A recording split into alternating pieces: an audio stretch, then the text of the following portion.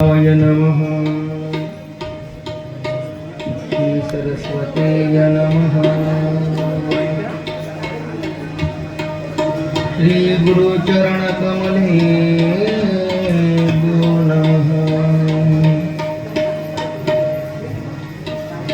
ओम नमः परमहंसाय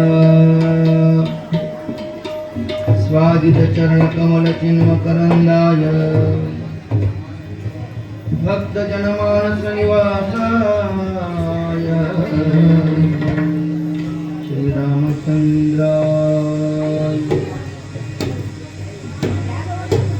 वागीशायस्य वदने लक्ष्मी यस्य च वक्षसि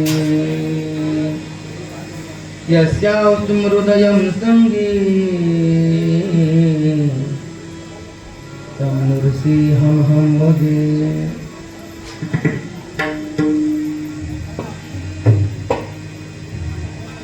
समचरणं सरोजं चांदनीलाम्बुदामं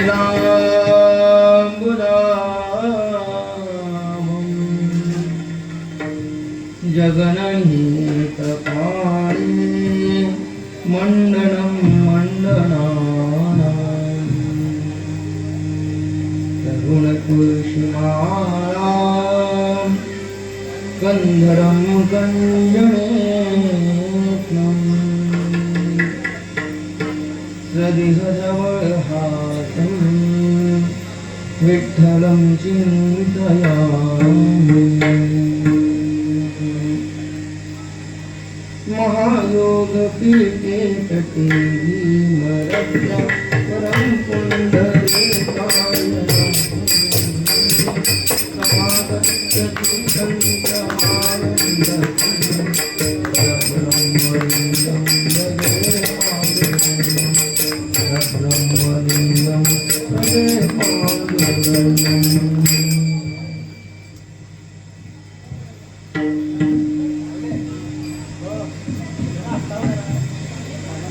योऽन्त प्रविश्यामो वाचमिमो प्रसुप्तां संजीवयत्य किल शक्तिधरस्वधाम्नाम् अन्यौचहस्तचरणश्रवणत्वगादि प्राणान् नमो भगवते पुरुषाय तुभ्यम् शुक्लां ब्रह्मविचारसार परमा आवाज बघतो माध्यम बेस कमी करतो माध्यम जगद्व्यापिनी वीणा पुस्तकधारिणी भगयदा जाड्यान्धकारापहम् हस्ते स्फटिकमालिका विदधति पद्मासने संस्थितम् वन्दे तां परमेश्वरी भगवती बुद्धिप्रदां शारदे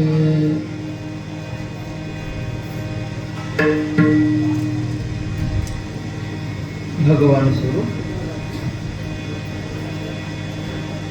श्रोतृवर्गाच्या चरणावर नतमस्तक होऊन सेवेला प्रारंभ करण्याचा प्रयत्न अनंत कृपा विभूषित हल हल हल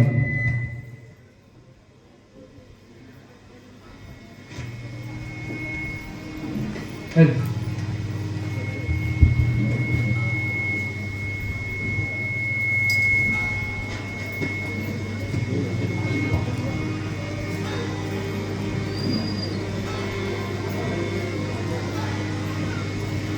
हेल्प हेल्प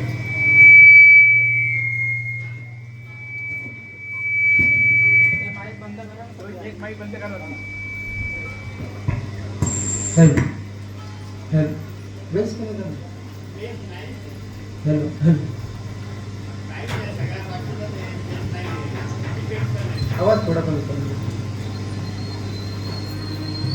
हेल्प हेल्प अनंत कृपा विभूषित सचिदानंद घन करुणावरणाने भक्तवत्सल भगवान श्री पंढरीनाथाच्या चरणावर नतमस्तक होत मुक्त कैवल्य तिजोरी माऊली महाविष्णू ध्यानावर आहे. शांतीचे परब्रह्म पुत्र एकनाथ महाराज आणि भक्तीचे प्रेम भंडारी भक्त नामदेव आहे. सगळं संतांच्या चरणावर नतमस्तक होऊन सेवेला प्रारंभ करण्याचा प्रयत्न आज या विश्वधर्म वारकरी शिक्षण संस्थेमध्ये अधिक मासाच्या या पर्व काळामध्ये चालत आलेली ही पुण्य संपादन करण्याची परंपरा आज आम्हाला या मासामध्ये केलेली कोणतीही पुण्य संपादनाची क्रिया आम्ही जर केली तर आम्हाला अधिकच अधिक फळ लाभतं बरं का. म्हणून माणसांनी या मासामध्ये रिकामं बसू नये बरं का. रिकामं बसू नये. रिकामं बसू नये म्हणून कामधंदा करायचा का नुसतं कामाला जा करायचं ये जा करायचं म्हणजे झालं का नाही. या मासामध्ये आम्ही सत्कार्य केलं पाहिजे. या मासामध्ये पुण्य संपादन केलं पाहिजे. म्हणून मी पहिल्या दिवशी सांगितलं बरं का, मळ मास, अधिक मास, पुरुषोत्तम मास आणि धोंड्याचा महिना. आता तुमच्या दृष्टीने तुम्हाला काय वाटतं तो तुमच्यासाठी तो महिना. म्हणजे आम्हाला धोंडे खायला मिळतात म्हणून आमच्यासाठी तो कोणता महिना. 30 दिवस अधिक झाले म्हणून मग घरामध्ये बसण्यापेक्षा कुठेतरी फिरायला जायचं. काय सण उत्सव काय नसतं त्या महिन्यामध्ये. मग माथेरान गोव्याला जायचं म्हणजे आमच्यासाठी अधिक मास फिरण्यासाठी. आणि मळमास कोणासाठी लक्षात द्या. सो कथेला येत नाही, कीर्तनाला येत नाही, भजनाला येत नाही, काहीच करत नाही त्याच्यासाठी तो मळमास. आणि पुरुषोत्तम मास कोणासाठी माहितीये का. तो परमात्म्याचं चिंतन करतो, कथा करतो, हरिपाठ करतो, काकड आरती करतो. हे सगळ्या गोष्टी जो करतो त्याच्यासाठी तो पुरुषोत्तम मास. आणि आमच्या विश्वधर्म वारकरी शिक्षण संस्थेतील विद्यार्थ्यांसाठी तुम्हा आम्हा सर्वांसाठी मधुकरी मास. हा मधुकरी मास बरं का. मधुकरी शब्दाचा अर्थ बरं की नाही. म्हणजे विद्यार्थी मागायला जातात म्हणून त्याचा अर्थ सुद्धा आम्हाला कळायला पाहिजे ना बरं का. मधु मधु म्हणजे कळालं का.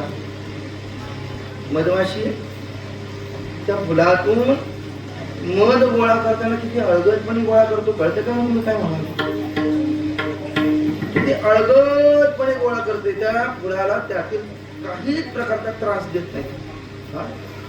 कधी त्यातील ती मध काढते पण फुलाला सुद्धा कळत नाही, फुलाला त्रास होत नाही. तसं मधुकरी मागणाऱ्या याचकाने त्या याचकाकडे याचना करताना तो देईल त्याच्या संतुष्टीने, त्याच्या इच्छेने जेवढं देईल तेवढं स्वीकारण्यात त्याला मधुकरी म्हणतात. नाहीतर नाही. एखाद्याने जर एखादी गोष्ट दिली म्हणजे 5 रुपये दिले पण 5 रुपये दिल्यानंतर एखादा म्हणतो नाही 100 रुपयेच पाहिजेत, 1000 रुपयेच पाहिजेत, तर त्याला मधुकरी म्हणत नाही.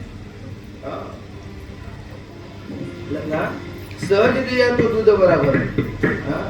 सहज दिया तो दूध बराबर. मांग लिया सो पाणी, चीन दिया ऐका चीन लिया सो रक्त बराबर. ऐसी कबीर की वाणी. सहजतेने मागावं म्हणून मधुकरीचा भाव. अगदी इथं अन्नदान होतं असं नाही बरं का. या संस्थेमध्ये दररोज नित्याच्या पंक्ती आहेत.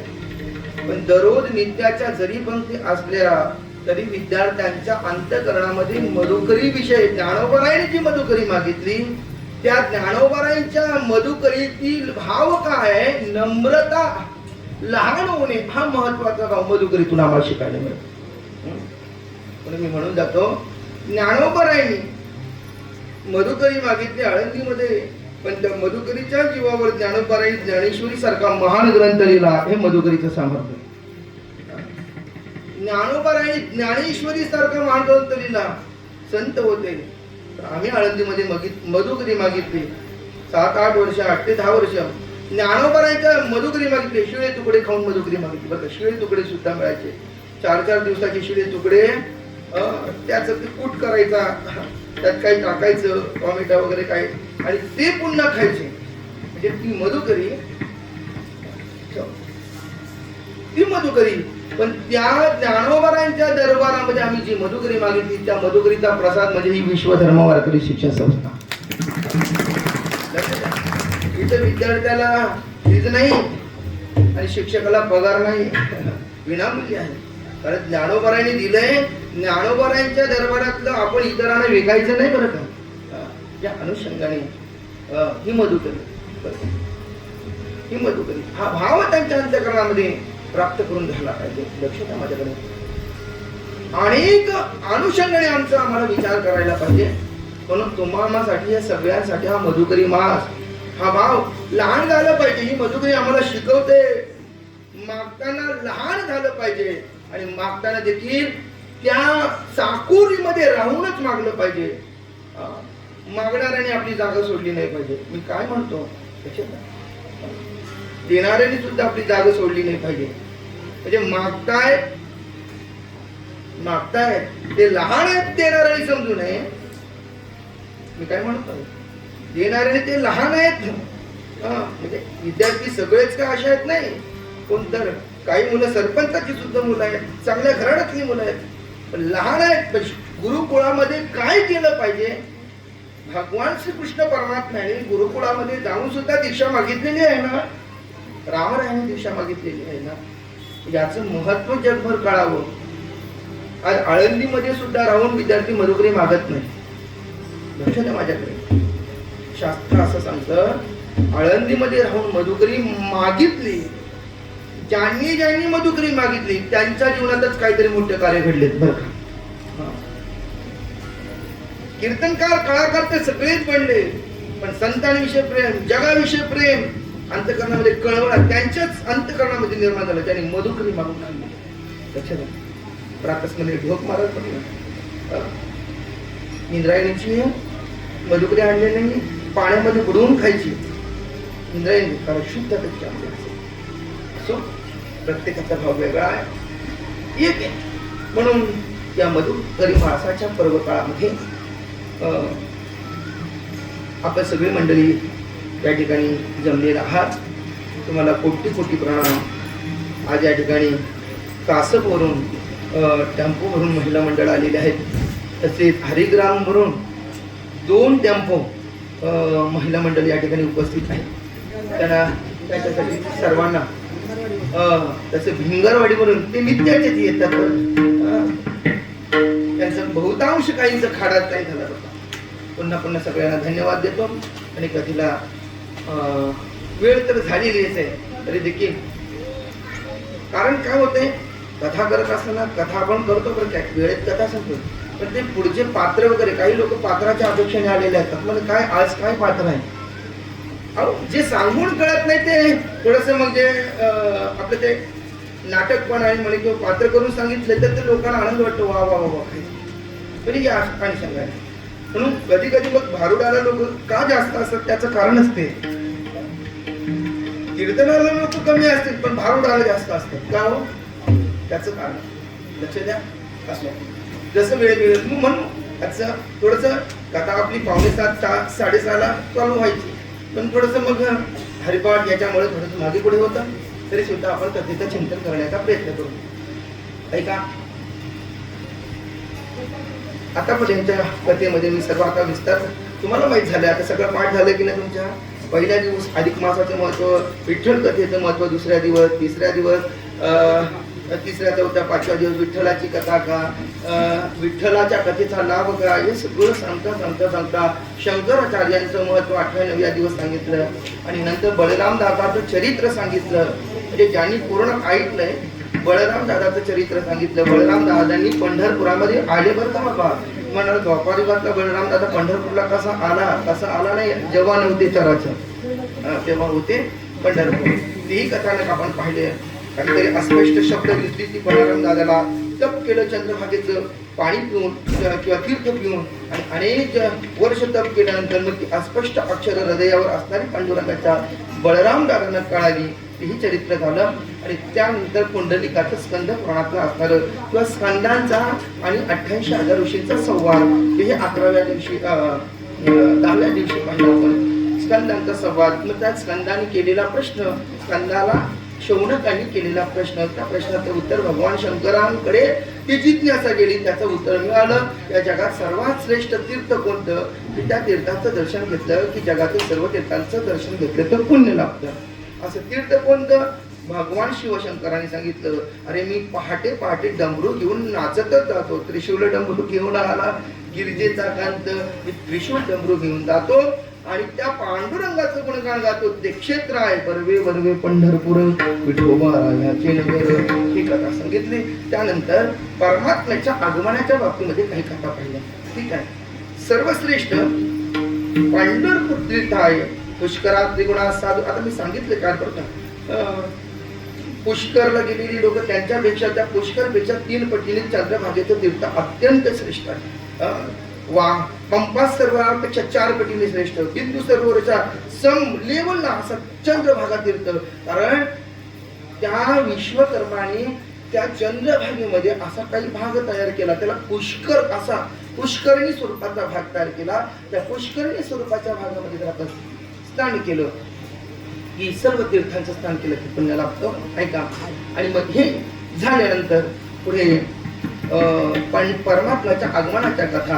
आगमन सांगताना बरोबर नाही, आगमन सांगताना तुमच्या पाठांतर झालं पाहिजे. म्हणजे महिन्याच्या शेवटच्या काल्याच्या कीर्तनाच्या दिवशी मी विचारलं तर तुम्हाला सांगता, बोला सांगता, नाहीतर नळी इसून फुंकिली सोनारे इकडून गेले असं नको बरं. नाही तर पालत्या घड्यावर काय करायचं, महाराज काय सांगतात, आपला दिवस गेला बाज, आम्ही हजेरी लावली ना बाज असं. ऐका. पहिला दिवस पुंडलिकाच्या किंवा पंढरीनाथाच्या आगमनाविषयी स्कंद पुराणाची कथा. त्यानंतर काल एकादशीचा दिवस कथाचं नियम पाळलं आणि त्यानंतर कीर्तनाच्या माध्यमातून युगे 28 विटीमध्ये अभंग चिंतन केलं. त्या चिंतनामध्ये पुंडलिकाने आणल्यानंतर आता 3 पुराणाचा आधार सांगताना स्कंद पुराण, विष्णू पुराण आणि पद्म पुराण.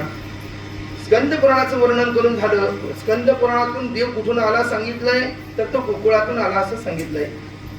विष्णू पुराणातून देव कुठून आलाय तर तो सांगितला वैकुंठातून आला.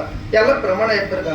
आणि आता आजचं वर्णन जे करायचंय, काल विष्णू पुराणाचं वर्णन केलेलं आहे. त्या विष्णू पुराणाच्या आधारे जी काही कथा होती त्या कथेचं वर्णन करून कालच्या कथेचं चिंतन आपण मांडलेलं आहे. पण आजच्या कथेचं चिंतनात सांगत असताना असं वर्णन केलेलं आहे की आजच्या कथेमध्ये पुंडलिक नावाचा महासाधू असं वर्णन करताना त्या पुंडलिकाचं परमात्म्याच्या चिंतनाविषयी परमात्मा द्वारकेवरून आला असं सांगितलेलं आहे. तर द्वारकेची किरणे आली याची ठाई, बरोबर ना. पुढे भक्तराज चोजवित म्हणजे असं वर्णन केलेलं आहे. द्वारकेचं किरण आलं म्हणजे द्वारकेवरून आला. काल वैकुंठावरून आला, परवा गोकुळावरून आला असं सांगितलं. पण आता तुम्ही लोक म्हणाल देव खरा कोणत्या गावाचा, म्हणजे त्याला गावच नाही दादा. बरं त्याला गाव आहे का, बरं नाही. कोण्या गावी आहे सांगा विठ्ठल, कोण्या गावी आहे सांगा विठ्ठल, कोण्या गावी आहे सांगा विठ्ठल, कोण्या गावी आहे सांगा विठ्ठल. परमात्मा तो कोणत्या गावाचा आहे, कोणत्या गावाचा आहे. पण शास्त्राने वर्णन करताना तो आपल्या जवळ आहे, तो हा ऐका. म्हणून परमात्म्याचं येणं कोणत्याही पुराणाच्या आधारे वेगवेगळं असलं तरी आमचा पांडुरंग आमच्यासाठी आला एवढंच पुष्कळ. शास्त्रांचा वाद होतो, पुराणांचा वाद होतो, वाद खंडन करणारी संत महात्मा मंडळी असतात. पण आम्हाला आमच्यासाठी आमचा देव आला ना, बाद झाला, मुढपापी जैसे तैसे उतरी पासे झाला. लक्षात ठेवा. द्वारकेचं चिंतन करत असताना परमात्मा द्वारकेवरून आला असं सांगितलं जातं. लक्षात ठेवा. परमात्म्याने द्वारका नगरी तयार केली.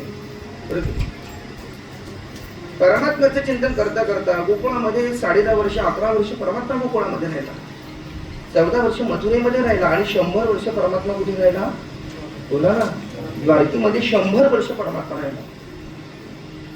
द्वारकेमध्ये 100 वर्ष राहिल्यानंतर परमात्म्याचं चिंतन सांगत असताना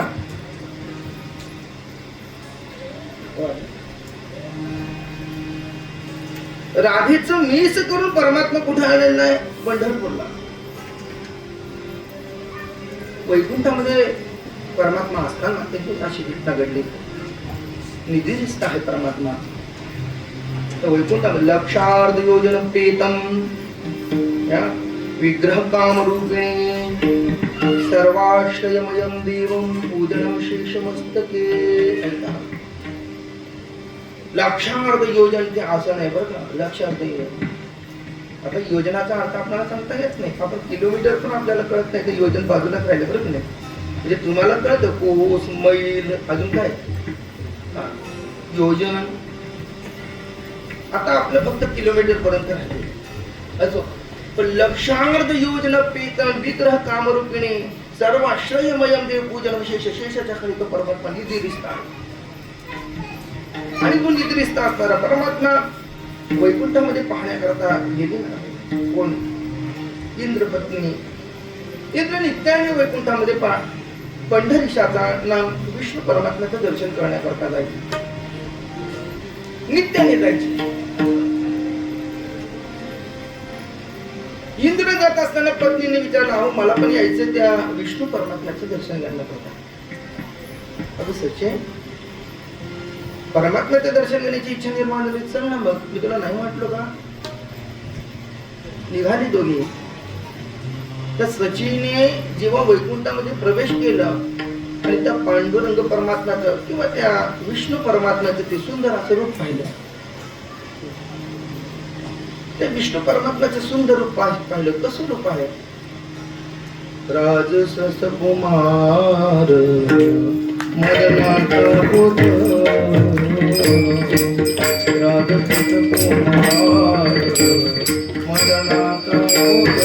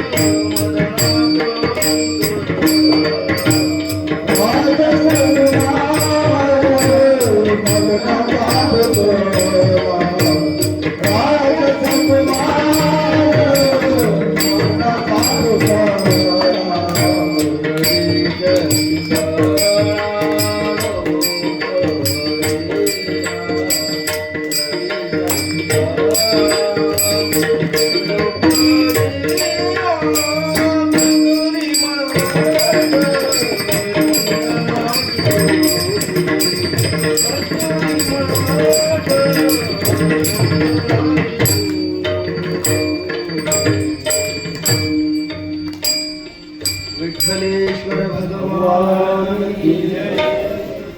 राजस कुमार मदनाचा पुतळा एवढा सुंदर तो परमात्मा. निहाळलं तिने पाहिलं. परमात्म्याला पाहिल्यानंतर तिच्या अंतःकरणामध्ये आकांक्षा निर्माण झाली, इच्छा निर्माण झाली. देवाच्या अंकावर एक दिवस तरी मी बसावं. त्या लक्ष्मीला परमात्म्याच्या अंकावर बसण्याचा अधिकार आहे. तो अधिकार मला प्राप्त व्हावा म्हणून परमात्म्याला प्रार्थना करते. हे परब्रह्मा हे विष्णू परमात्मे आहे. तुमच्या अंगावर बसण्याची मनोमन इच्छा करतो, ती इच्छा माझी पूर्ण व्हावी. परमात्मा अंतरातला भाव जाणतो की नाही त्याला? आणि जगातील सर्वातल्या अंतरीचा भाव जाणणारा विश्वात कोणीच नाही बरं का. समोर बसणारा आपला बाप सुद्धा आपल्या अंतःकरणातला भाव ओळखू शकत नाही.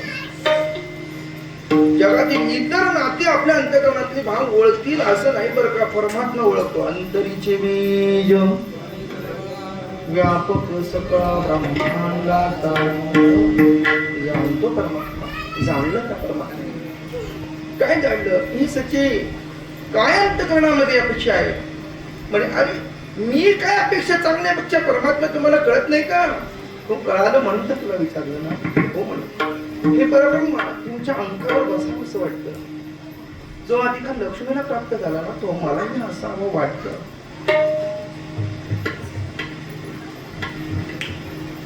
हे सच्ची इंद्रायणी, तिचं नाव सच्ची किंवा इंद्रायणी, माझ्या अंकावर बसण्याकरता तुला अनेक जन्माचं तप करावं लागेल.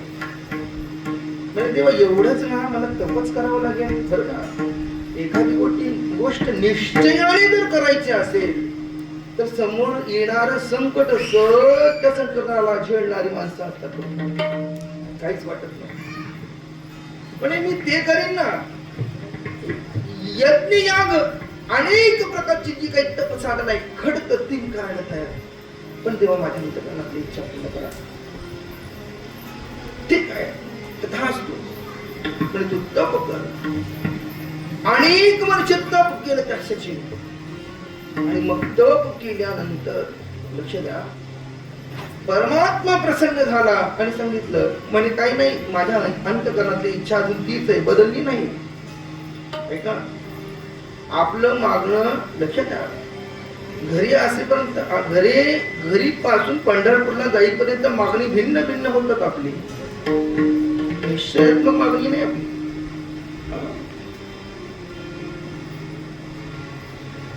इकडे गावाकडून पंढरपूरला जाताना मनात वेगळ्या इच्छा ना पांडुरंगाकडे हे मागायचं. पण गेल्यानंतर भलतच मागतो. मागायला आपलं स्मरणच राहत नाही काय मागवतो. पण तिचा पक्का निश्चय. पण बघ मी तुला दुसरं सगळं काही द्यायला तयार आहे. काय माझ्या अंकावर एवढं बसून तुला प्राप्त होणार नाही परमात्मा. मला तेच पाहिजे. हचिनी माता नदी रे नाही तुम्ही बसवलं तर मी पट्टराणी होईल. घर ढिगे झाले बळ घुसेन घरामध्ये पण पट्टराणी बळे होईल. ठीक आहे तथाच तू तुझी इच्छा पूर्ण होईल. पण आता नाही. मग कधी द्वापार युगामध्ये तू राधाच्या रूपामध्ये या भूतळावर अवतीर्ण होती. तुझं महात्म्य एवढं लोक गायले जाते. तू राधा बनल्यानंतर तुझं नुसतं नाव घेतलं तरी लोकांच्या नेत्राला भाविकांच्या नेत्राला धारा लागतील. हे तुझं महात्मा. म्हणून वृंदावनामध्ये एक महान तपस्वी साधू आहेत सध्या. दोन्ही किडण्या फेड गेलेल्या आहेत त्यांची. माहिती आहे तुम्हाला प्रेमानंदजी महाराज आमचे विद्यार्थी त्यांना म्हणतात पिवळे बाबा. कारण पिवळा ड्रेस घालतात वस्त्र धारण करतात. अंगावर पिवळा उपकरण असतं. पिवळे बाबा नाव ठेवलं. काय त्या महात्म्याचं सामर्थ्य. दोन्ही किडण्या गेल्या. दोन्ही किडण्या गेल्या. डॉक्टरनी सांगितलेलं म्हणे 10 वर्षाच्या अगोदर तुम्ही म्हणजे त्यांनी सांगितलं म्हणे 5 महिने पण टिकणार नाही. आता 5 महिने टिकणार नाही 18 वर्ष झाले जिवंत आहेत. हे महात्मा. त्यांनी सांगितलं तुम्ही कशाच्या आधारे अजून इच्छाशक्तीने जिवंत आहात. त्यांनी काहीच नाही म्हणजे एकच काम केलं. म्हणजे काय माझ्या एका किडनीला मी राधेचं नाव दिलं. एक किडनी माझी कृष्ण आहे. दोन्ही भेट झाल्या ना. एक राधा एक कृष्णा. मी जगतो फक्त राधा या शब्दावर. एवढं महात्म्य होईल तुझं. ठीक आहे देवा मी तप करेन तुम्ही काय करा. आणि मग राधेच्या रूपामध्ये अवतीर्ण होण्याच्या अगोदर एवढा काही धीर नाही ना आता. सचिन कदाचित त्रेतायुगामध्ये इतर युगामध्ये गेले असेल पण तिला वाट पाहिजे होती द्वापार युगापर्यंत. आणि युग म्हणजे आपल्याकडे 100 वर्ष नाही, अर्ध झोपेत गेले. युगोनी युग वाट पाहिली, पण तिला कुठे धीर निघते. मध्ये त्रेतायुग आला, तिने याचनाच्या युगातून तिला त्यातल्या पुढच्या अवतारामध्ये त्रेतायुग आला. पण सचिला परमात्म्याला करम येणार नाही. मला त्या परमात्म्याच्या अंगावर बसायची घाई झाली. लक्ष द्या. भेटी लागी पंढरीनाथ, जीवाला गली तळमळ. कधी अशी परमात्मा मिळतो आणि मी काय करतो, त्यांना मिळतो. परिणिती अशी झाली की पुन्हा ती परमात्मा भेटावं. देवाने सांगितलं होतं कोणत्या युगात भेटेल, द्वापारात मी तुला भेटेल. पण ही त्रेतातच आली. परमात्म्याला भेटावं म्हणून त्रेता युगामध्ये तिने एक अवतार घेतला, ती म्हणजे अहिमई रावणाची पत्नी, तिचं नाव चंद्रसेना. चंद्रसेना, आता चंद्रसेना, पण तो परमात्मा राम अवतार त्रेतायुगात राम रूपामध्ये येईल ही तिला माहित होतं, म्हणून तिने अवतार धारण केला. कशासाठी? परमात्म्याच्या अंगावर बसण्यासाठी. कोणी? राधी. आता ती कोण झाली? चंद्रसेना. आणि मग ती चंद्रसेना झाल्यानंतर त्रेतायुगामध्ये आपल्याला माहित आहे कथानक की रामरायांना अहिमई रावणाने चोरून नेले. बरं की नाही? चोरून नेले. मग आता काय करावं? ती मैकावती नावाची देवी होती ना, तिला कोणतरी बळी लागायचा. बळी दररोज नवीन नवीन माणसांना ती बळी द्यायची, तरुणांना बळी द्यायचं. आता बळी कोणाला द्यायचा शोधत शोधत गेले. पण त्यात रामनवमी विहार केलेला. वानरांनी पुच्छ किंवा मारुतीने पुच्छाचं काय केलेलं संरक्षण म्हणून त्या समुद्राच्या तटावर त्या पुच्छाचं एक घर केलं म्हणा. त्यामध्ये रामराय राहिलं, पण यांनी विवर खोदलं आणि रामरायने चोरून नेले. रामरायने चोरून नेल्यानंतर मग आता त्या मैकावती देवीला बळी देण्याचा प्रसंग आला. कोणाला बळी दिलं? राम लक्ष्मणाला. दोघांना बळी देण्याचा आहे. पुष्पमाळा घातलाय, गुलाल उधळलेला आहे आणि आता त्यांची तोंड कुठे ठेवलेली आहे? बळी देण्याची सुरी आहे ना, त्याच्या खाली ठेवलेली आहे. प्रभू रामरायांना लक्ष्मणाला आता बळी देणार. बळी देणार.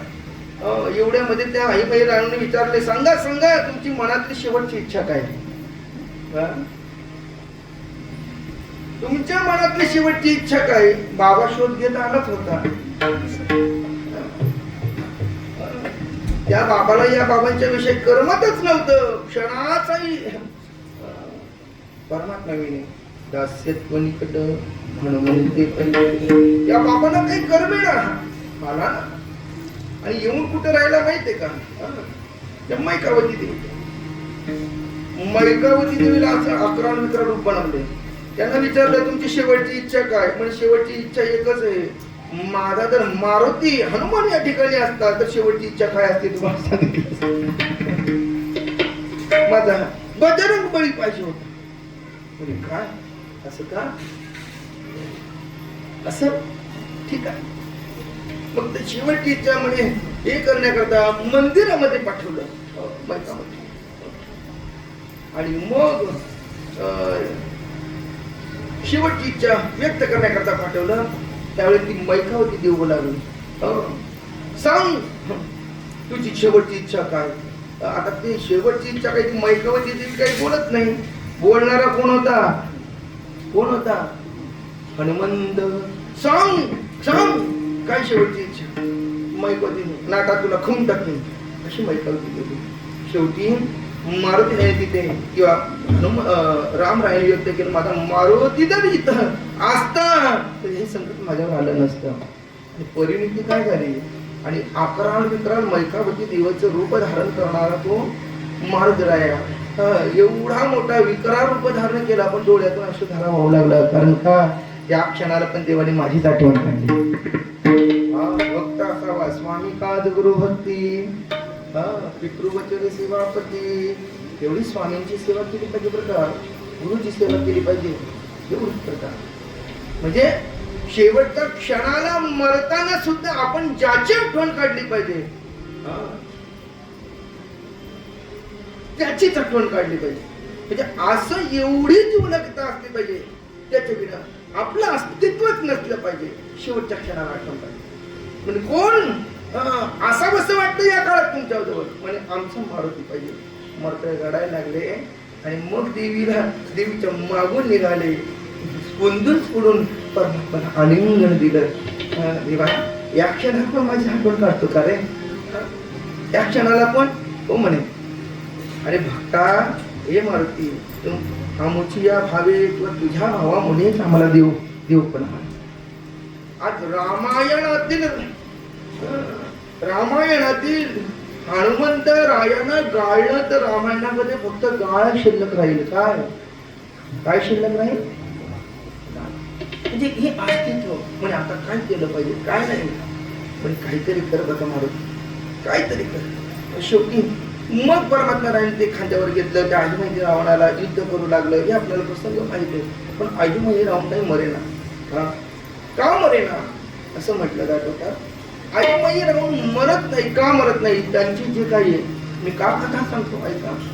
त्यांचे जे शिरछेद केल्यानंतर जे रक्त पडायचं त्यातून हजारो आजीमाई रावण तयार व्हायचे. आता हे कुठून तयार होतात? पुन्हा सगळ्यांना मारल्यानंतर पुन्हा एकापासून हजारो तयार झालं तर मग हजारो पासून किती तयार होते? शेवटी यातलं गुह्य काय मर्म काय त्यांचं मरण कशामध्ये हे गुह्य तर जाणलं पाहिजे. वर्म जाणलं पाहिजे ना. कोणाकडे गेलं पाहिजे? कुणीतरी सांगितलं विभीषण होता ना तिथे पण काय नका करू तुम्ही याला मारण्याच्या झंझाटात करू नका. त्यांची पत्नी असणारी चंद्रसेनीकडे तिथं काहीतरी वर्म तुम्हाला यांच्या बाबतीत प्राप्त होईल. म्हणजे चंद्रसेना हो म्हणे चंद्रसेनेकडे गेलेले आहेत. लक्षात माझ्याकडे चंद्रसेनेकडे गेलेले आहेत आणि मग चंद्रसेनेकडे गेल्यानंतर सांगा तुमच्या पतीचं मरण मला सांगा. आता कोणती पत्नी आपल्या पतीचं मरण सांगेल सांगा ना बोला कोणती पत्नी? कारण चंद्रसेना ही प्रभू रामरायांची भक्त होती. कारण तिने अपेक्षाच केली होती मी त्याच्यासाठी त्या ठिकाणी अवतार धारण केला. म्हणजे आईमाई रावणाची पत्नी का होई ना पण रामरायांची भेट होते ना त्यावेळेस क्षीरसागरातील परब्रह्माची भेट होते ना की त्यासाठी काय पण करायचं मानस होता. पण ती पहिल्यांदा तिचा पतिधर्म निभावला पाहिजे ना. मग ती म्हटली का माझ्या पतीचं मरण मी कसं सांगणार? म्हणे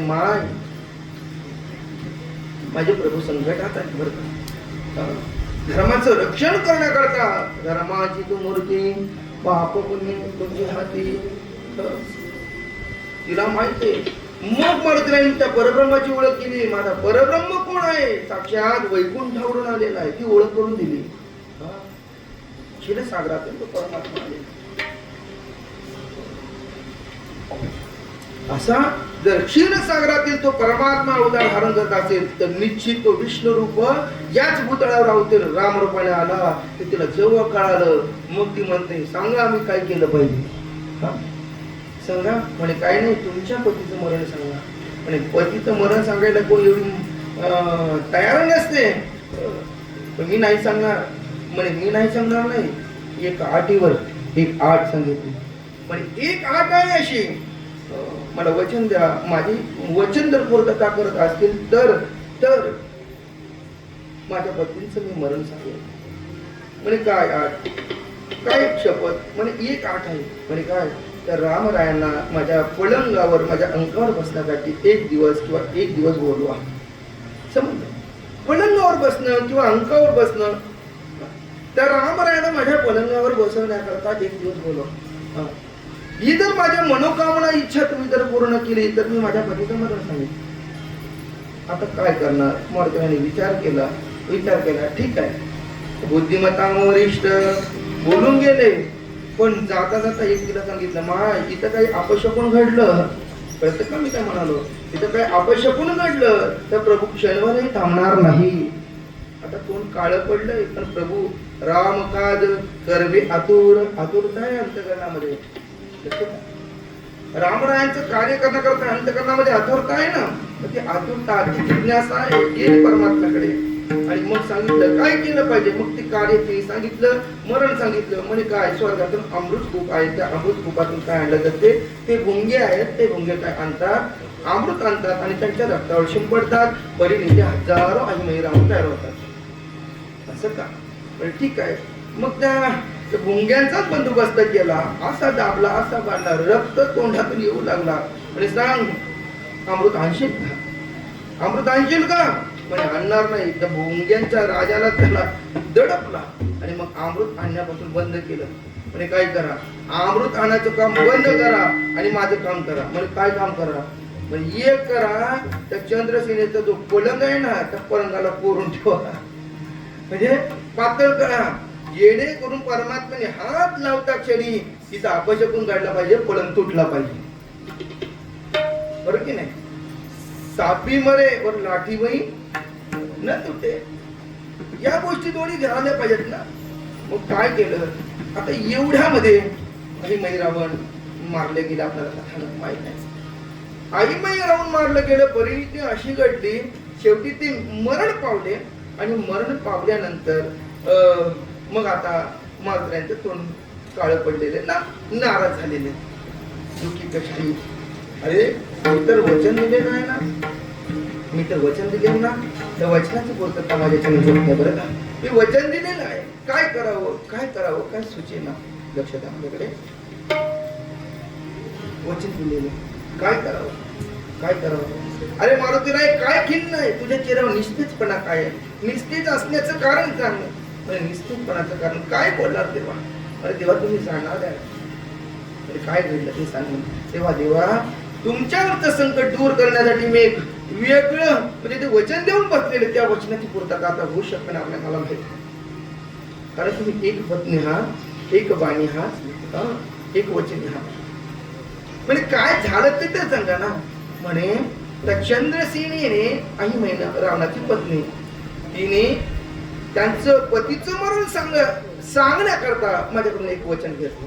म्हणजे काय वचन, रामरायांना माझ्या पलंगावर माझ्या अंकावर बसण्यासाठी एक दिवस बोल, ती माझी इच्छा पूर्ण कर. अरे मारुती काय केलंस तू. म्हणे देवा हेच तर सांगत होतो ना तुम्हाला आतापर्यंत, काय केलं. अरे मी एक पत्नी तुला कळत नाही. देवा कळतय मला ते, पण त्याच्यामध्ये मी काय ठेवलेलं आहे. तुम्ही चिंता करू नका, तुमच्यावर संकट येणार नाही, तुम्ही फक्त चला. अरे पण एक पत्नी बाजूला ठेवा, तुम्हाला तुमच्या पत्नी व्रतापासून सुटताच येणार नाही. तुमचं व्रतही पूर्ण होईल आणि माझं वचनही पूर्ण होईल. अरे म्हणजे कसं, देवा मी तुमचा भक्त आहे ना, मला तुम्ही ओळखत नाही का. हो म्हणे ठीक आहे चल. म्हणजे काय करा, त्या पलंगाला फक्त तुम्ही घाबरत नका, काय करा, एक पत्नी व्रत माझं तुटेल मोडेल आणि मला कलंक लागेल. मर्यादा पुरुषोत्तम लोक मारणार नाही. या अवतारामध्ये ते 16,000 नाही बरं का, एक पत्नी. माझं देवाला चिंता आहे तिथं जाईपर्यंत. आता तोंड काळं पडलं होतं मारुती हसायला लागले, पण तोंड काळं कोणाचं पडलं, तुझी चिंता त्याची सर्व आहे. आपण फक्त काय, फक्त हा बाबा पुढे नाचत निघाला, रामराया निघाल्यानंतर नाचत निघाला. देव येत नव्हते तोपर्यंत तोंड काळ पडलं. नाम चिंता आहे देव कसे येतील, एक पत्नी. पण देव निघाल्यानंतर हा फक्त यशस्वी श्रीराम, श्रीराम जय राम जय जय राम, श्रीराम जय राम श्रीराम जय राम श्रीराम जय राम जय राम श्रीराम जय राम जय श्रीराम जय राम जय जय राम श्रीराम जय राम जय जय राम.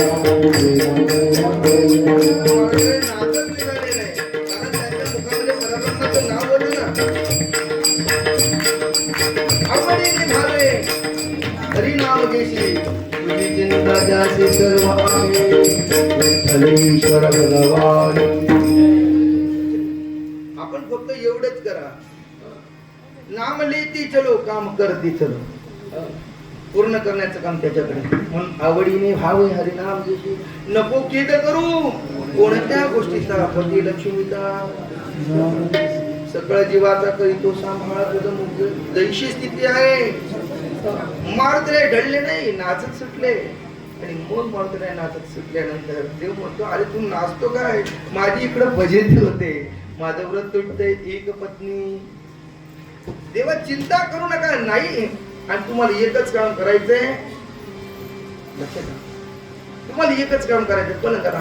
अरे पण पलंगाला आहात तुम्ही, चिंता करू नका. तो कोरोनाचं काम मी केलंय. देव गेले, थरथरतच गेले. पराविया नारी रुक्मिणी समावन मर्यादा पुरुषोत्तम, हे राम अवतारातून शिकायचं. कोणत्या अवतारातून? राम अवतारातून शिकायचं. घाबरतच गेला. घाम फुटला कोणाला? रावणाला मारताना घाम फुटला नाही, पण चंद्रसेनाच्या महलामध्ये जायला घाम फुटला. परमात्मा गेला. परमात्मा चंद्रसेनेच्या पलकावर हात लावायला गेला. त्या जवळ गेला. चंद्रसेनेने वाद्यपूजा केली. परमात्मा आले. वाट पाहतो की देवा, अनेक जन्मापासून वाट पाहतो, अनेक जन्मापासून वाट पाहतो. डोळ्यातून अश्रूच्या नयनाने परब्रह्माचे पूजन केले. चंद्रसेन वा विराजमान चंद्रसेनेच्या पलंगापर्यंत गेले आणि त्या पलंगाला परमात्माने हात लावता क्षणी काय घडलं? तो पलंग तुटला ना. तो पलंग तुटला. का तुटला? मारुतीराय म्हणतो टाळ्यात वाजवायला लागलं. बरं झालं. अरे केलं होतं याच बापाने नाटक, भुंग्याने कोरलं होतं ना ते पलंग, तुटला. देवा म्हणजे तू माझ्या मध्ये कट किंवा कारस्थान केलं, काहीतरी कट कारस्थान केलं. मी बोललो होतो ना, अपयश करून घडल्यानंतर एक क्षणही थांबणार नाही. निघाला देव. देवा थांबा. अरे अनंत जन्म वाट पाहिली ना तुमची, थांबा. नाही म्हणे आता नाही. तुला बोललो ना द्वापार युग, तुला बोललो होतो ना या अवतारामध्ये मी एक पत्नी एक वचनी आहे. या युगामध्ये तू माझ्या अंगावर बसायचं नाही. आता चिंता करू नको, तुझी इच्छा निश्चित पूर्ण कर. अरे तेव्हा किती वर्ष वाट पाहू? नाही पाहावी लागेल. तुका म्हणे नाही चालत तातडी, प्राप्त काली घडी. प्राप्त काली घडी आल्याशिवाय, वेळ आल्याशिवाय सगळं प्रत्येकाला सगळ्या जीवनामध्ये मिळत असतो, पण वेळ आल्या पाहिजे. बरं का, काहींची वेळ खराब असते, काहींची वेळ चांगली असते, पण खराब वाल्यांची वेळ नंतर चांगली होते आणि चांगल्या वेळेची वेळ नंतर खराब होते. कधी सुख कधी दुःख. मग तेव्हा माझ्या अंगावर बसण्याच्या इच्छेचं नाही, पुढच्या जन्मामध्ये राधा होशील तू, तुझी इच्छा मी निश्चित पूर्ण करेन. त्या काळामध्ये मला मर्यादा नाही बरं का, अमर्याद पुरुषोत्तम. ठीक आहे म्हणजे पुढच्या जन्मी हो, पुढच्या जन्मी. आणि मग तीच शची, तीच इंद्रायणी, बरोबर, तीच चंद्रसेना द्वापार युगामध्ये राधेच्या रूपामध्ये अवतीर्ण झाली.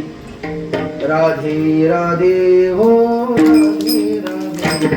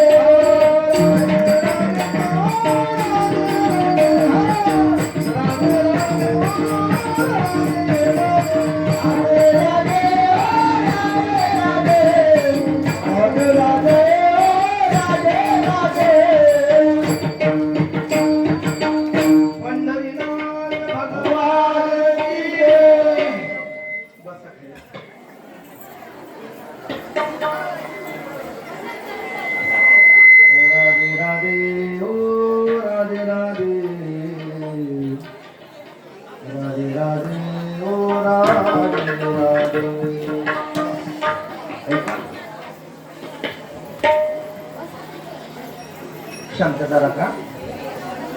कथेमध्ये विरंगुळा असावा.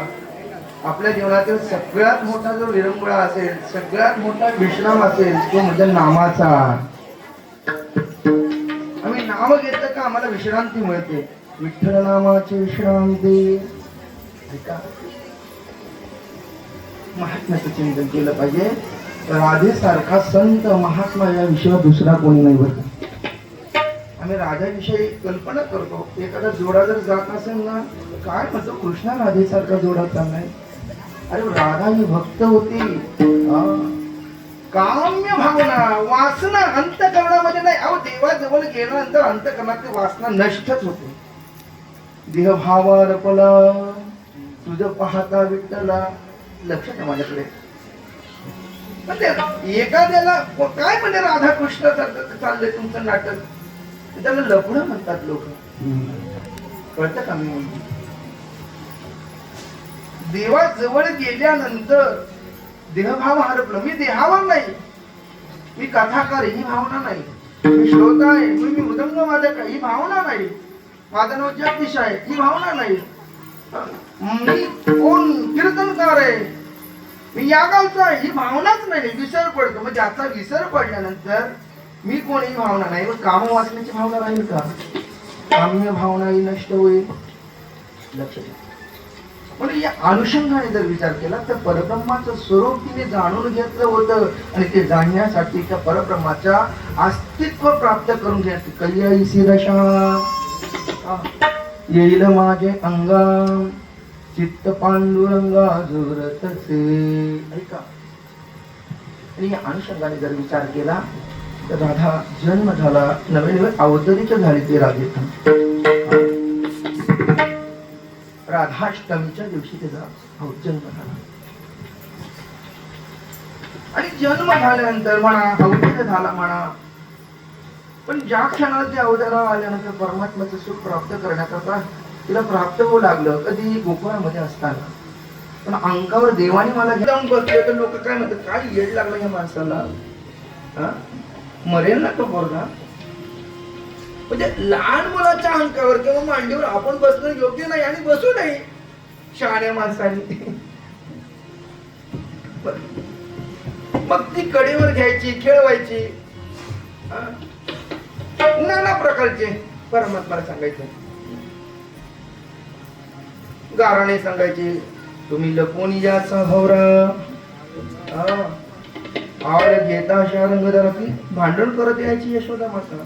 तुम्ही 12 घरच्या बारा के गोकुळच्या नारी. हा बाबा तिच्याकडे जायचा, तिची चेष्टा करायची. माझा चेंडू गेला म्हणून भांडण करायचं राधेशी. माझा चेंडू हिने लपवला, आईला तिच्याजवळ भांडायला आलायचे. म्हणजे मी चेंडू लपवला नाही. आता मला सांगा, जगाची त्याने उत्पत्ती केली तर त्याला चेंडूची निर्मिती करता येत नाही का? बॉल निर्मिती करता येत नाही का? काय केलं म्हणजे मग हिने लपवलं. म्हणजे नाही ना दादा माझ्याकडे, नाही ना माझ्याकडे. आता तिने घेतलाच नव्हता तर ती तू म्हणणार मी नाही घेतला, मी खरं बोलते बरं का, मी नाही घेतला. माते हा खोटा बोलतो तुमचा मुलगा, 1 नंबरचा खोटा आहे. कर्नाटक नाटकी होतो, मी नाही घेतला. म्हणजे नाही असं यानेच घेतलंय, हिनेच घेतलाय. म्हणजे ही खोटी बोलते, 1 नंबरची खोटारडी आहे. खोटाटी म्हणाले, म्हणजे दाखव ना माझ्याकडे काय पुरावा. तिची निरी पदराची म्हणा, साडीची म्हणा, ती आसडली, ओढली, एवढ्यामध्ये चेंडू पडला. आता कुठून निर्माण झाला तो चेंडू? या बाबाने तो काय निर्माण करता येत नाही. शेवटी तिच्या जवळच जायचं, फिरून फिरून जायचं. पण राधेशिवाय देवाला सुद्धा करणं. लहान होता पण राधा आपल्या अंगावर घ्यायची, कडेवर घ्यायची, फिरवायची, जिकडं तिकडं त्या कानाला फिरवायची. पण नाही, माझी मनोकामना पूर्ण नाही झाली. काय माझी इच्छा आहे, परमात्म्याच्या अंगावर बसली पाहिजे. परमात्मा लहानाचा मोठा. राधेचं वय बरंच होतं बरं. जेव्हा लक्षात आहे माझ्या, जेव्हा परमात्मा गोकुळातून निघून गेले, मी मागाशी म्हटलं किती वर्ष, 11 वर्ष 14 वर्ष मथुरेमध्ये राहिले. नंतर द्वारकेला गेले. 25 वर्षानंतर द्वारकेला गेले, लग्न केलं, सगळं काय झालं. राधेला तिथून कधी 10व्या वर्षापासून पुढे 100 वर्ष परमात्म्याचा वियोग घडला. मला सांगा, म्हणजे तिने अनेक जन्म तप केले, तो परमात्मा प्राप्त व्हावा. तरी सुद्धा तिचं काय म्हणतात ना, अदृष्ट काही बदललं नाही. देवापासून दूर राहावं लागलं राधेला. देवापासून दूर राहावं लागलं म्हणजे ज्या शचीरूपीने मी राधा म्हणलं तरी सुद्धा त्या परमात्म्याच्या जवळ नाही, अंकावर बसायचं नाही. मग माझ्या जीवनाचा अर्थ काय? 100 वर्षाचा योग घडला आणि 100 वर्षाने देव भेटला. कृष्ण परमात्म्याचं आयुष्य किती? 125 125. त्यातले द्वारकेच्या पुढचं आयुष्य शेवटच्या काळामध्ये, निधधामाच्या काळामध्ये, त्याच काळाचा विचार केलेला. 100 वर्षानंतर परमात्म्याची भेट झाली. म्हणून कसं? याचं कारण का राधेला 100 वर्षाचा योग घडला परमात्म्यापासून? शास्त्रामध्ये, भागवतामध्ये अशा काही कथानक सांगितल्या जातात. परब्रह्म स्वरूप परमात्मा श्री हरी विष्णू म्हणा, श्रीकृष्ण, गोपाळ कृष्ण, तो परब्रह्म गोधामामध्ये, गोलोक धामामध्ये राहतो. कुठे? लक्षात आहे माझ्याकडे. गोलोक धामामध्ये राहतो. गोलोक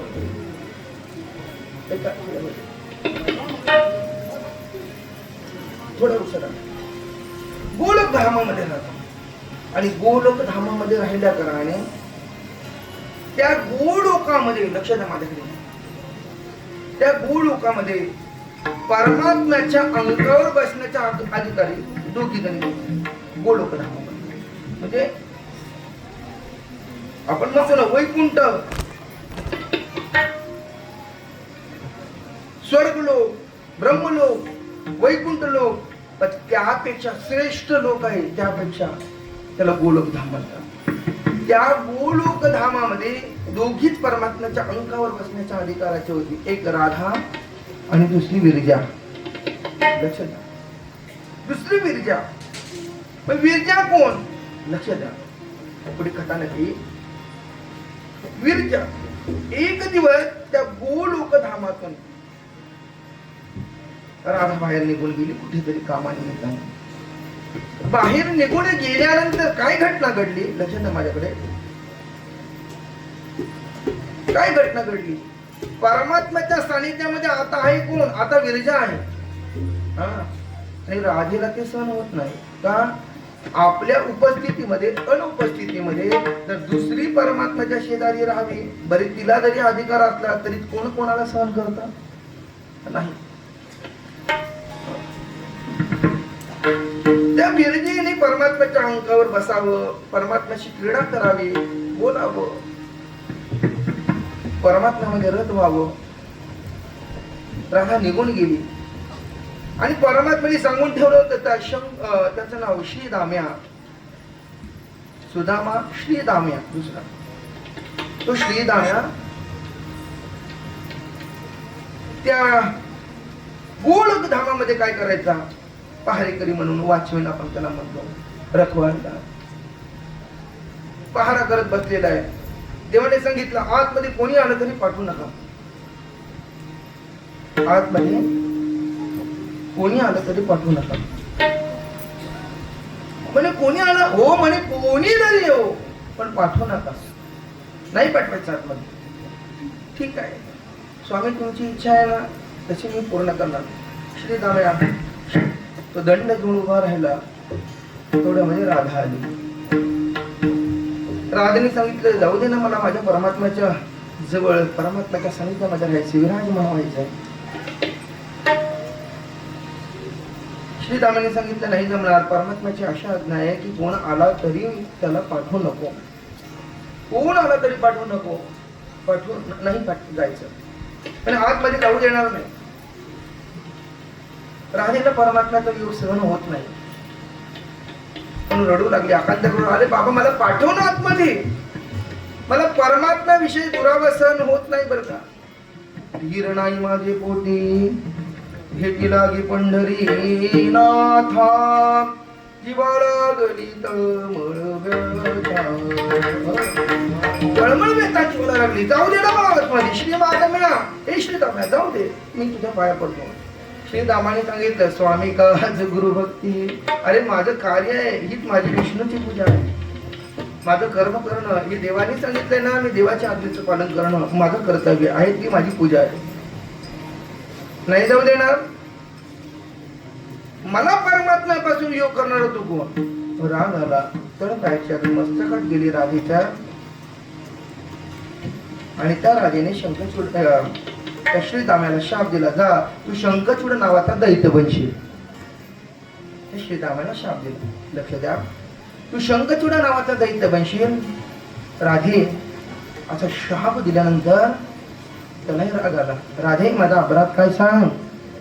मी तर अपराध केला असं तुला वाटतंय, पण मी काय अपराध केलं? परमात्म्याने मला जे काम सांगितलं ते मी काम पूर्ण केलेलं आहे. जर देवाने सांगितलं असतं, नसतं सांगितलं तर तुला आतमध्ये पाठवलं असतं, पण कोणालाच पाठवू नये. मग तू जरी आली, मी जरी आला, कोणी जरी आलं तर नाही पाठवायचं मला. माझं कर्तव्याचं मी पालन केलं ना, माझी कर्म ही पूजा आहे ना, मी माझं कर्तव्य बजावलं. यात माझी चूक काय सांग? माझी चूक असेल, तू जर मला शाप देत असेल तर माझी चूक नसताना जर तू शाप देत असेल तर मी सुद्धा तुला शाप देतो, जा परमात्म्याचा आणि तुझा 100 वर्षाचा वियोग घडेल. असा शाप कोणी दिला? श्रीरामाने. परमात्म्याचा आणि तुझा 100 वर्षाचा वियोग घडेल. आणि तो 100 वर्षाचा वियोग, लक्ष द्या, तो 100 वर्षाचा वियोग घडला. आणि मग राधेला, लक्ष द्या, मग राधेला कळालं का परमात्म्याचा माझा वियोग घडला. आणि मग एक दिवस असं घडलं, कुरुक्षेत्र, आपण युद्ध केलेलं ना कुरुक्षेत्र, हरियाणामध्ये आहे ते. त्या कुरुक्षेत्रावर एक तलाव आहे मोठा.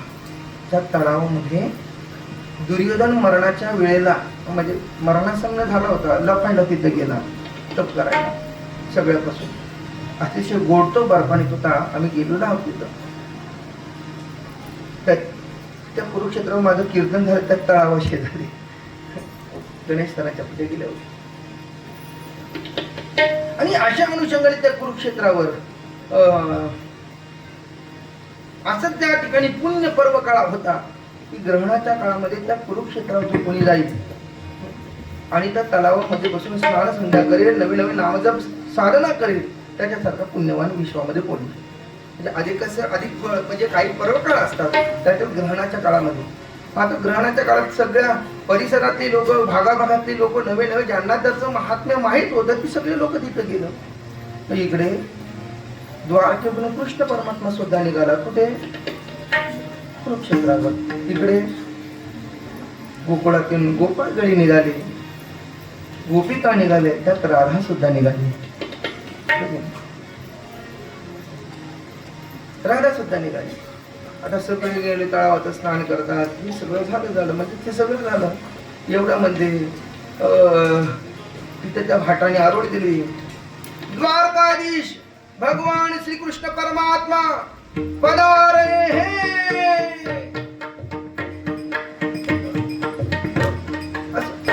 त्यांनी आरोळी मांडली भाटाने, परमात्मा पधारे हे.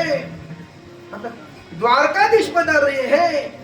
आता यांना काय माहित त्या गोपाळांना तर राधेला द्वारकाधीश कोण? त्यांनी 100 वर्ष त्या परमात्म्याला पाहिलं नव्हतं, मग द्वारकाधीश कोण त्यांना कळेल का? नाही पाहिलं नव्हतं. आणि मग त्या काळामध्ये लक्ष द्या, विस्ताराने कथा जर असेल, कारण महिनाभर कथा करायची म्हणजे विस्ताराने त्यातील थोड्या मोठ्या काही शंका असतील, हे का घडलं, याच्या मागचं कारण काय, हे आम्हाला कळायला पाहिजे ना. लक्ष द्या. आणि मग ते कळालं. आणि मग परमात्मा रथातून खाली उतरणार, द्वारकाधीश पधारे हे. अरे मग येईल, पण तो कोणतरी द्वारकाधीश असेल. बघायला की एक मध्ये द्वारकाधीश नाही, तो आपला किसन्या कान्होबा, आपल्या बरोबर खेळ खेळणारा, चोऱ्या करणारा. नाही रे, आपला कृष्ण राजा कुठे असेल?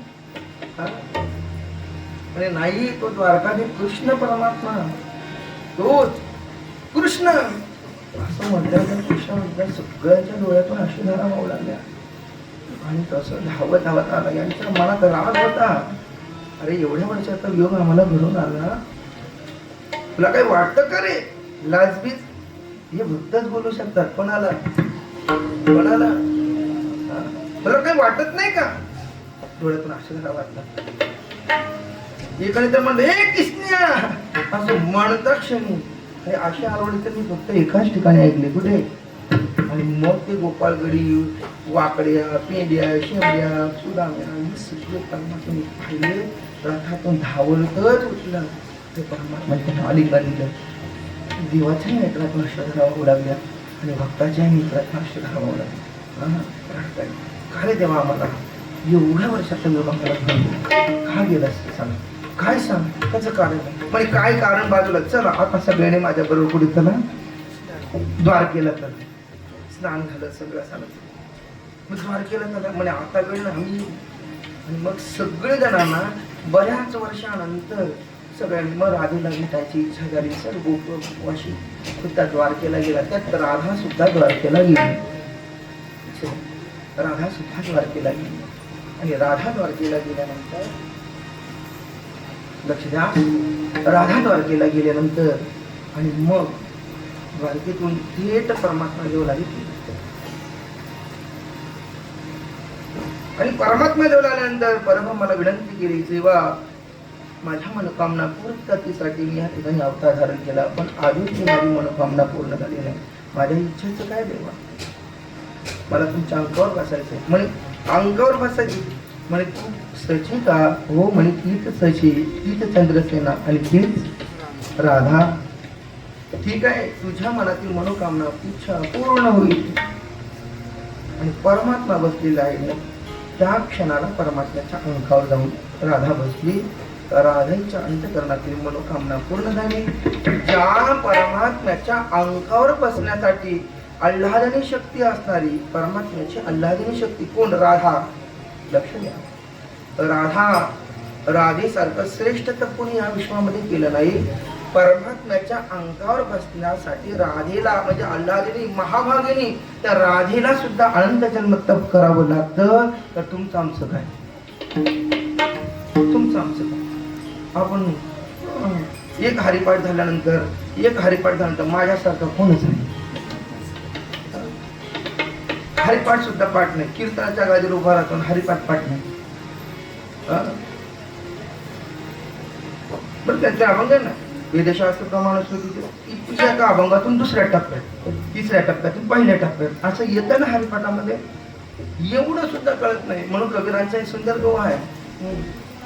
आपलं होतं काय माहितीये का बाबा, थोडस पुण्य करायचं आणि अपेक्षा मोठ्या करायच्या. दान करायचं छोट, म्हणजे त्याच्यासाठी कबीरांचा दोहा आहे बघा. ऐरण की चोरी करताना ऐरणीच करायची. कळतं का काय मी म्हणतोय? चोरी करताना ऐरणीची करायची. ऐरण की चोरी, दान करताना सुईचं दान करायचं. कळतं का काय मी म्हणाला? ऐरण की चोरी और सुई का दान. आणि मग म्हणावं, अरे वैकुंठातून माझ्यासाठी विमान येईल, वैकुंठातून माझ्यासाठी विमान. अरे तुझ्यासाठी कसला विमान येणार? तुझं थोबडं बघ, तुझ्यासाठी विमान येणार. देखत हे चौबारा, चढत हे चौबारा, देखत कब आवे विमान. अरे विमान आपल्यासाठी येणार नाही, त्यासाठी तुकोबारांच्या अधिकाराचं बनावं लागतं. आपल्यासाठी विमान नाही, आपल्यासाठी विमान. त्यासाठी तुकोबारांच्यासाठी सर्वस्वाचा त्याग केला. जाळून संसार वैसुळा असो. राधेची मनोकामना पूर्ण झाली. आपल्याला कथा श्रुत आहे, मनोकामना पूर्ण झाली. एवढ्यामध्ये कोण? होम मिनिस्टर मंडळी आल्या. वाईफ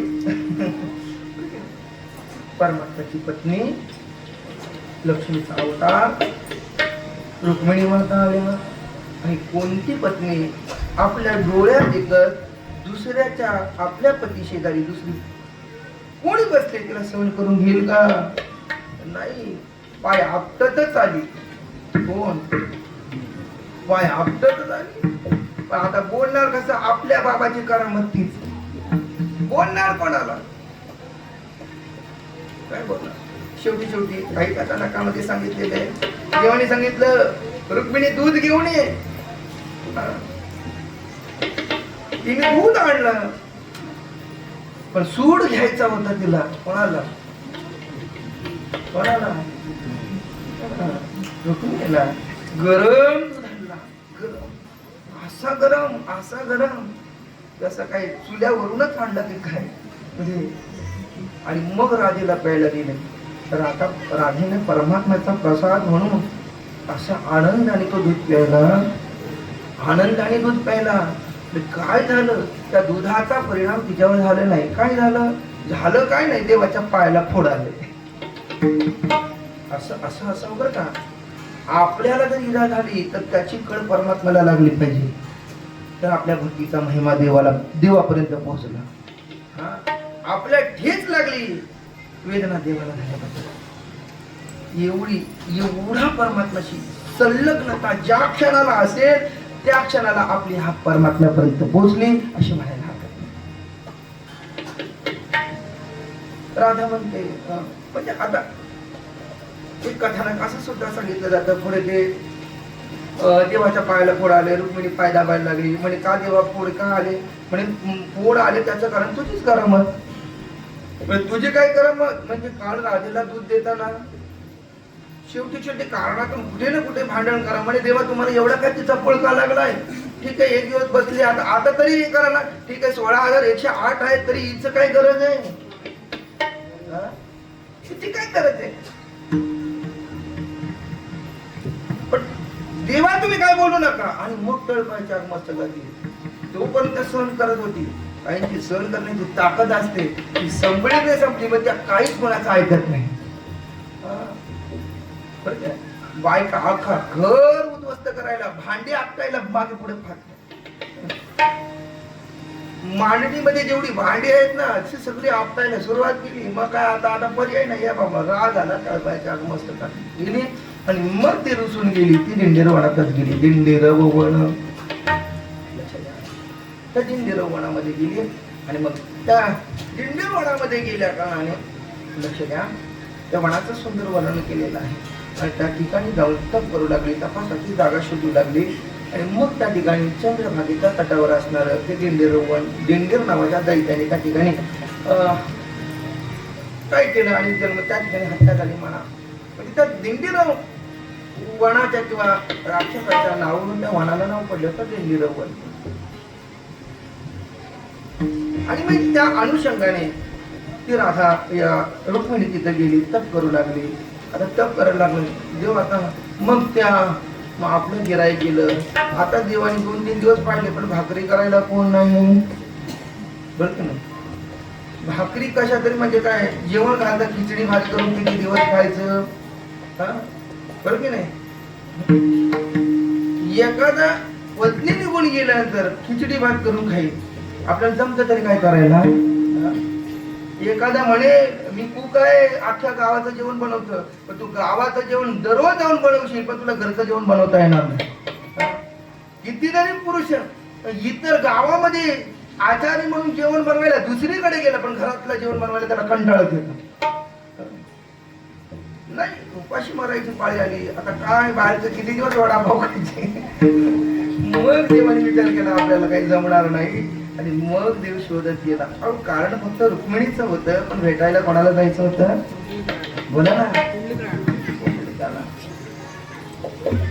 भेटायला कोणाला जायचं होतं, पुंडलिकाला. आणि पुंडलिकाला भेटायला जायचं होतं परमात्मा. तिथून निघाला आणि मग मजल करत परमात्मा आता त्या दिंडेर नावाच्या वनामध्ये आला. आणि मग त्या ठिकाणी परमात्मा, लक्ष द्या माझ्याकडे, परमात्मा आला. हा मग येत असताना कसा आला तर त्यातून काषाय वेश धारण करून आला. म्हणजे कसं, एक धोत्र्याचा सोहळा गळ्यामध्ये घालायचा आणि मग त्या दोन सोहळ्याच्या गाठी आपल्या कुठे मारायच्या. पंढरीनाथ भगवान की जय.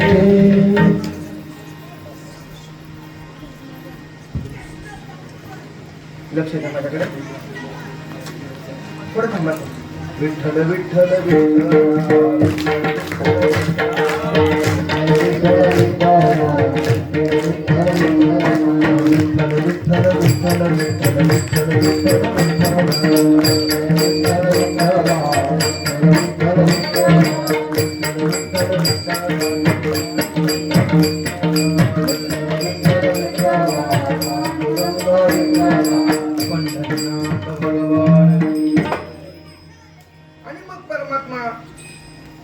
वनामध्ये आला. असं सांगितलं जातं त्या दिंडीर वनामध्ये गयासूर होता, गयासूर. आता दिंडीर वनाचं सुद्धा महत्व, कारण एका पुराणामध्ये वेगवेगळ्या प्रकारे सांगितलं जातं, दुसऱ्या पुराणात वेगळ्या प्रकारे सांगितलं. दररोज नित्याने सांगतो, विठ्ठल कथा कोणत्या एका ग्रंथाचा आधार नाही. विठ्ठल कथा सांगायची झाली तर एका ग्रंथाचा आधार घेता येत नाही. तिथे अनेक पुराण, अनेक ग्रंथ, अनेक भांडारातले ग्रंथ एकत्र जेव्हा केले जाते तेव्हा ती विठ्ठल कथा होते. भागवत सांगायचं असेल तर भागवत पुराणाचा आधार घ्यावा लागतो. रामायण सांगायचं असेल तर रामायणाचा आधार, वाल्मिकी रामायणाचा आधार घ्यावा लागतो. पण विठ्ठल कथा अनेक स्कंद पुराण, विष्णू पुराण, पद्म पुराणात 36 अध्याय, विष्णू पुराणामध्ये 12 अध्याय, पद्म पुराणात 12 अध्याय आणि विष्णू पुराणात 6 अध्याय. या सगळ्याचा आधार किंवा संतांनी केलेलं वर्णन, या सगळ्याचा आधार घेऊन मग विठ्ठल कथा सांगावी लागते. त्यासाठी अनेक ग्रंथ पाहावे लागतात. विठ्ठल कथा म्हणून अनेकांनी अनेक कथा केल्या. लक्षात द्या, अनेक कथा केल्या. कोणकोणत्या? रामायण, रामकथाही आपण थोडंफार करतो. भागवत, म्हणजे आता भागवत कथाकार एवढे झाले की डोक्याला केस नाही एवढं कथाकार, एवढे कथाकार झाले. रामायण कथाकार, रामकथा, कृष्ण कथा, शिव महापुराण कथा, त्या कथेला आधार आहे. पण विठ्ठल कथेला त्या कथे संत चरित्राचं, त्या पुराणाचं आधार घ्यावा लागतो. सगळ्या कथा एकत्र करून मग ती कथाचा एक वेगळा अनुषंग आहे. स्मरणीय देगलूरकर बाबांच्या चिंतनामध्ये त्या कथेचं चिंतन श्रवण करायला मिळालं. म्हणजे लक्ष द्या माझ्याकडे, अलौकिक स्वरूपाची कथा. आणि मग या अनुषंगाने रुक्मिणी त्या ठिकाणी गेली. दुसरी आहे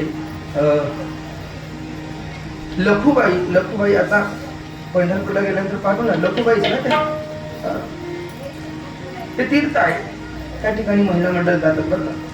मग या तीर्थाला गेल्यानंतर मग तिथं रुक्मिणीचं मंदिर आहे, तिथे तप केलेलं आहे. ती साधन परमात्मा गेला आणि परमात्मा म्हणू लागला, तुला शोभतं का, तुला शोभतं का. आता हा वेगळ्या देशात गेला यतीच्या रूपात.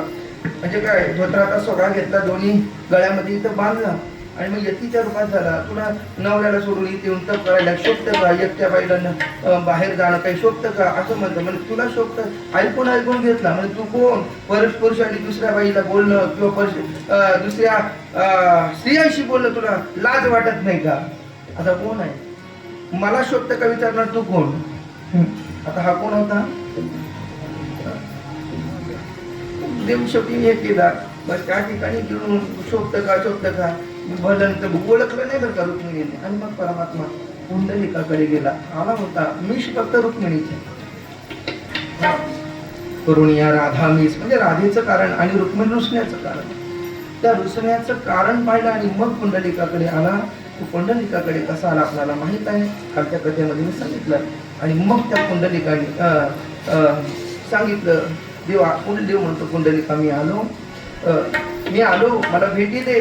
भेटीला किंवा ह्या स्फुरत असे क्षण एक मला उतावीळपणा झालेले बरं का भेटीला. मी उतावळा झालेला आहे, भेट दे रे, आलिंगन दे मला. पुंडलिक म्हणतो नाही, जमणार नाही. तू कोण आहे, मी तुला ओळखत नाही. अशी तू देव, पण तू मोठा देव आहे. पण तुझ्यापेक्षा मोठे देव माझे आई बाप आहे, माझे माते पिता आहे. त्यांच्यामुळे तू जर येत असेल, थांब. आणि मग म्हणतो बोलायचं नाही का, माझी या पित्याची निद्रा होईल भंग, न घडी प्रसंग बोलण्याचा. मौन राहा, बोलायचं नाही. क्षण एक मौन धरून या शरणाला ताप हा. अशा प्रकारची पुंडलिकाने सांगितलं, थांब. म्हणजे वीट फेकली. आणि अशा वेळी पांडुरंग परमात्मा त्या रूपाने पुंडलिकाने उभा केला. 28 विटेवरी उभा. कालही चिंतन पाहिलं या अनुषंगाने. म्हणजे 3-4 कथा, म्हणजे एक विष्णू पुराणातली कथा, एक बरं की नाही स्कंद पुराणातली कथा आणि दुसरी पद्म पुराणातली कथा. अशा 3ही प्रकारच्या पुराणातल्या मी तुम्हाला कथानक सांगितली. ही जी कथा आहे ती पद्म पुराणातली कथा आहे बरं का. द्वारकेची किणी आली याची काय, द्वारकेवरून परमात्मा आला ती पद्म पुराणामध्ये कथा आहे. वैकुंठावरून परमात्मा आला, लक्ष द्या, ही विष्णू पुराणामध्ये कथा आहे. आणि स्कंद पुराणातली कथा सांगत असताना तो परमात्मा गोकुळावरून आला. पुंडलिकाच्या भावार्था धाना गोकुळाहून येता निज प्रेम भक्ती भक्ता ख्याग्या म्हणत असते. अशा प्रकारे परमात्मा पद्मपुराणाची ही कथा सांगितली जाते आणि या अनुषंगाने कुंडली परमात्म्याची भेटी करता आला. कालच्या कथेचं चिंतन सांगता मुलांनी सांगितलं दादा कालच्या चिंतेचा कथेचा किंवा काहींनी सांगितलं कथा अगदी उत्तम स्वरूपाचं वाटलं किंवा त्या विष्णू पुराणातली कथा आम्ही कधी ऐकली नव्हती, पण ते ऐकली नाही, काल ऐकली. आज पात्राच्या स्वरूपाने थोडीशी कालची कथा सांगू आपण, म्हणजे पात्राच्या स्वरूपामध्ये, म्हणजे जे सांगून सुद्धा पटत नाही लव दादा ते पात्राने कळतं की नाही. म्हणजे सावळेकरांना सांगायला नको जास्त काही नाही का, म्हणजे ते कळतं. म्हणजे या अनुषंगाने आपल्याला विचार करायचा आहे आणि मग या अनुषंगाने पांडुरंग परमात्मा पंढरपूरला कथा आला. तर त्याचं थोडक्यात चिंतन फक्त कथानकाच्या माध्यमातून सांगणार आहे. कालची कथा अच्छा कथा पद्मपुराणातली, पण विष्णू पुराणातली कथा कुंडलिकाने अनेक वर्ष तप केलं. थोडक्यात संपायचा ऐकायला सुद्धा तुमच्या याच्यात कथेतून पाहायला मिळेल. अनेक वर्ष कुंडलिकाने तप केलं. तप करू म्हणजे कुकुट स्वामी भेटल्यानंतर सुद्धा अनेक वर्ष माता पित्याची सेवा केली, पण कंटाळलं. अरे एवढी सेवा करून देव येत नाही ना, धीर नाही राहिला त्याच्या मनात. म्हणजे आपली ती स्थिती झाली. कारण तुम्ही ऐकली धीर नाही म्हणून तो पुंडलिक काय केलं, माता पित्याची सेवा सोडून दिली आणि मग तप करायला गेला. दक्षता माता पित्याची सेवा सोडून दिली, तप करायला गेला. तप अनेक वर्ष तप केलं आणि तप करता करता आपल्या तपाचं सामर्थ्य वाढलं की काय पाहण्याकरता गेला. मग डोळे उघडलं. एवढ्यामध्ये काय केलं, वर झाडावर बगडी बसली होती, त्या बगडीने शी केली. कोणाच्या अंगावर, पुंडलिकाच्या. शी केल्यानंतर त्याला राग आला. पंढरीनाथ भगवान